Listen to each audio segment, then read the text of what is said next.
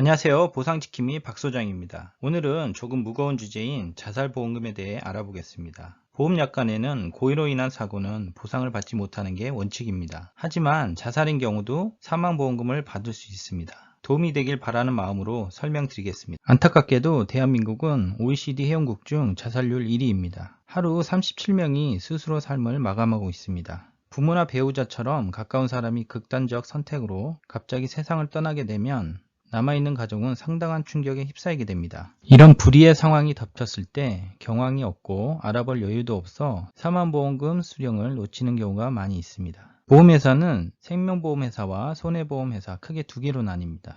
그리고 생명보험에서는 사망특약을 일반사망, 재해사망으로 나뉘고 손해보험에서는 질병사망, 상해사망으로 나뉩니다. 생명보험사의 일반 사망보험금 같은 경우에는 가입 후 2년만 지나면 무조건 받을 수 있습니다. 많은 분들이 가입하시는 종신보험 상품에는 일반 사망보험금 담보는 가입 후 2년이 지나면 어떻게 사망하든지 무조건 지급을 하고 있습니다. 종신보험이 다른 상품보다 비싼 이유이기도 합니다. 생명보험이든 손해보험이든 고의에 의한 사고는 보상을 받지 못하는 게 원칙입니다. 약관에도 피보험자가 고의로 자신을 해친 경우에는 보험금 지급을 하지 않는다고 명확하게 규정되어 있습니다. 하지만 예외 상황으로 피보험자가 심신상실 등으로 자유로운 의사결정을 할 수 없는 상태에서 자신을 해친 경우 사망보험금을 지급한다고 명시되어 있습니다. 즉, 심신상실 등으로 자유로운 의사결정을 할 수 없는 상태를 입증하는 근거 자료를 마련한다면 자살 사망보험금 지급이 가능합니다. 그렇다면 심신상실의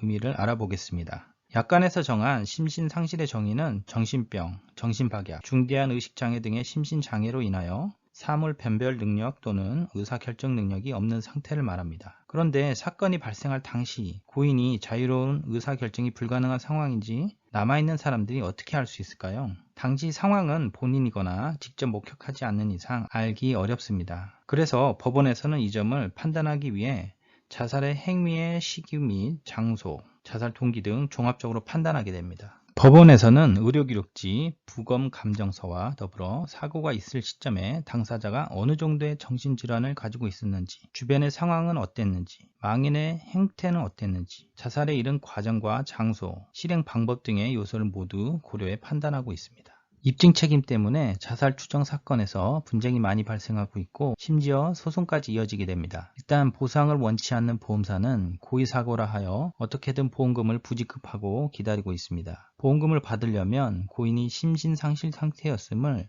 입증해야 되는데 이 부분은 정말 쉽지 않습니다. 저도 10년 넘는 경력기간 중 고의사고로 사건을 번거로운 절차 없이 사망보험금을 지급하는 사례는 거의 볼 수 없었습니다. 보험금 분쟁으로 고민 중이시라면 아래 설명란에 연락처로 문의 주시면 상담해 드리겠습니다. 다음에 더 좋은 정보로 찾아뵙겠습니다. 감사합니다.